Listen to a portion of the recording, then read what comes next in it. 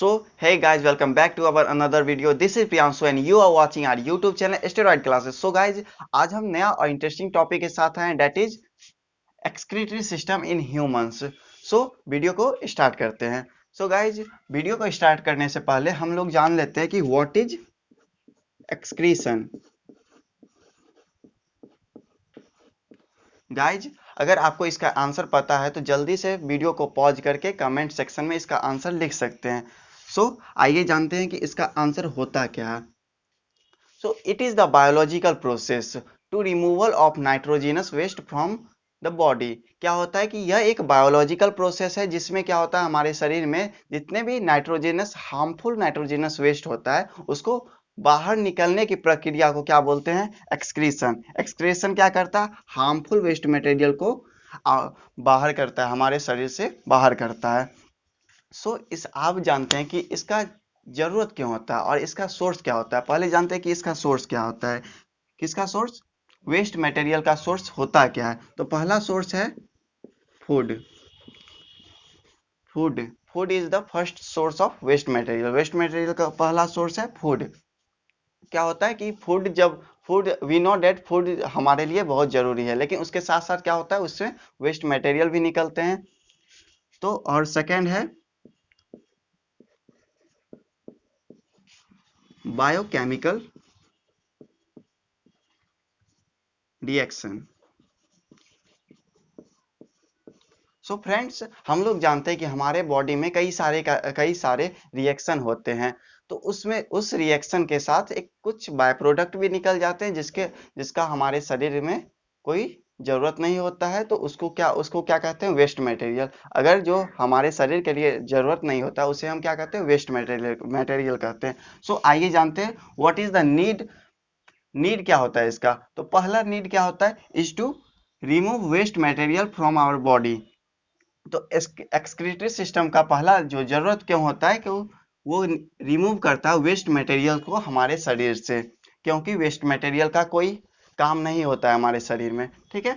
और दूसरा है is to regulate the amount of water in our body. इसका मतलब क्या होता है, जैसे कि हम लोग किसी टाइम ज्यादा से ज्यादा पानी पी लेते हैं तो उसको हमारे बॉडी में बैलेंस कौन करता है, तो बैलेंस करता है एक्सक्रीटरी सिस्टम. वो क्या करता है, कंट्रोल करता है the amount of water in our body.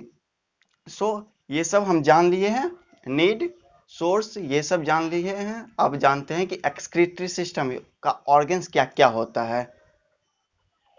तो इसका पार्ट देखिए, पहला किडनी, दूसरा यूरेटर, तीसरा ब्लैडर एंड यूरेथ्रा.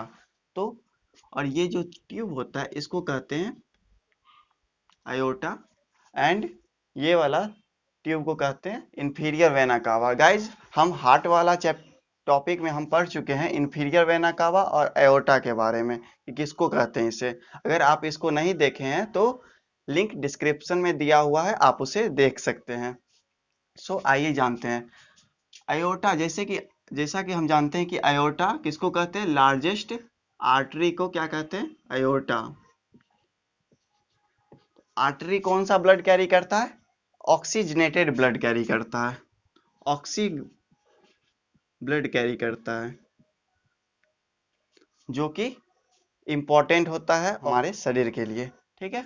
और इंफीरियर वेना कावा वो क्या करता है, कौन सा ब्लड कैरी करता है, डीऑक्सीजनेटेड ब्लड, डीऑक्सी ब्लड, जो कि किसको कहते हैं, which blood which contain CO2. इसमें होता है क्या, जैसे कि ऑक्सीजनेटेड ब्लड इस ट्यूब के थ्रू अंदर आया तो एक साइड ये किडनी में चला जाएगा और ये दूसरा किडनी में जाएगा. गाइज, ये ऑक्सीजनेटेड ब्लड को हम डर्टी ब्लड भी कहते हैं.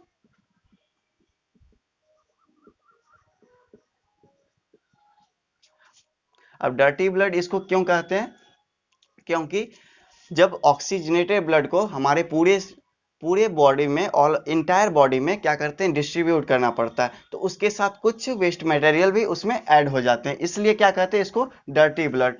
तो ये आयोटा के थ्रू कहाँ गया, पहले किडनी में गया. जब आयोटा 2 पार्ट में डिवाइड होता है तो उसको कहते हैं हम रेनल आर्टरी.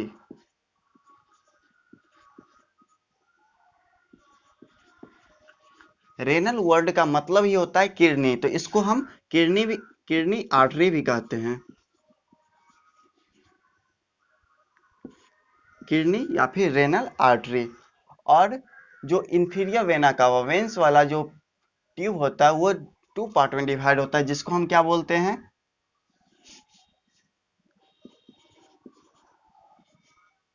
रेनल वेन या फिर किडनी वेन। सो अब क्या होता है, जैसे कि ऑक्सीजनेटेड ब्लड कहाँ गया, किडनी में गया, तो किडनी में जाते ही यह स्मॉल स्मॉल ब्रांच में डिवाइड हो जाते हैं, जिसको हम क्या कहते हैं, कैपिलरीज बोलते हैं।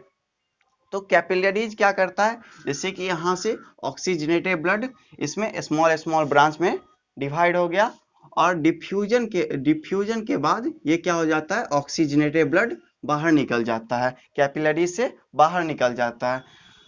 और क्या होता है, और यहीं पर हम लोग एरोबिक रेस्पिरेशन में पढ़े थे, उसका बाय प्रोडक्ट CO2 H2O और एनर्जी होता है। क्योंकि हमारे बॉडी में हर सेल में कौन सा रेस्पिरेशन होता है, दैट इज एरोबिक रेस्पिरेशन।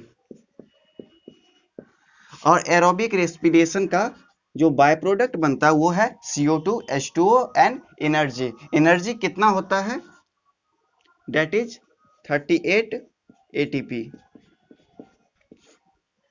सो क्या हुआ, अब जैसे कि यहाँ पर कार्बन डाइऑक्साइड बना, तो ये कौन सा फिर इंटर लेता है कैपिलरीज में। जब कैपिलरीज स्मॉल स्मॉल ब्रांच वाला कैपिलरी जब एक में मिल जाता है उसको कहते हैं वेन्स।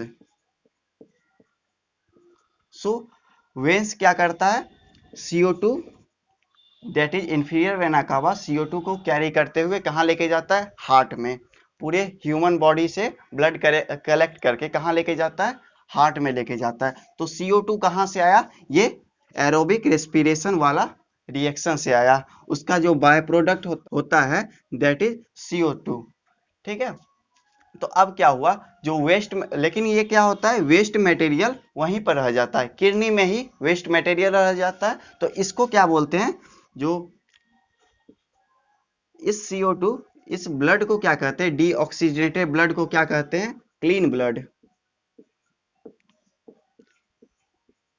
क्योंकि वेस्ट मटेरियल जो है हमारे पूरे बॉडी का वो किडनी में रह जाता है।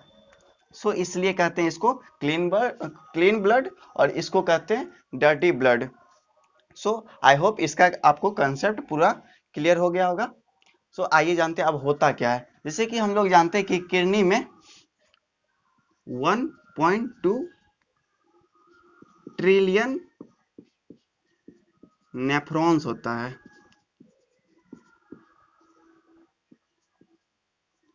अब ये नेफ्रॉन होता क्या है, nephron is the structure and functional unit of our kidney. Kidney का स्ट्रक्चर एंड फंक्शनल यूनिट होता है, क्या कौन सा होता है, नेफ्रॉन होता है। नेफ्रॉन में होता क्या, नेफ्रॉन में जो वेस्ट मटेरियल है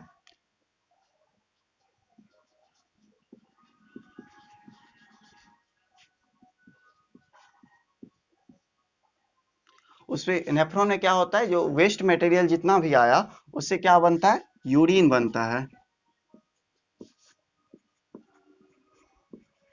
तो किडनी का मेन फंक्शन जो होता है वो होता है इज टू फॉर्म यूरिन।